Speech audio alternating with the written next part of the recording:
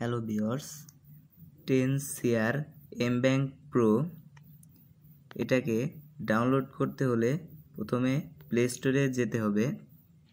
Play স্টোরে যে search বাটনে যে সার্চ করতে হবে 10 শেয়ার এম ব্যাংক প্রো।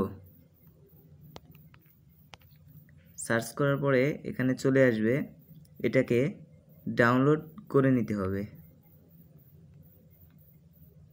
এটা খুবই বিশ্বাসযোগ্য অ্যাপস, এখানে লেনদেন করে ভালো লাগবে।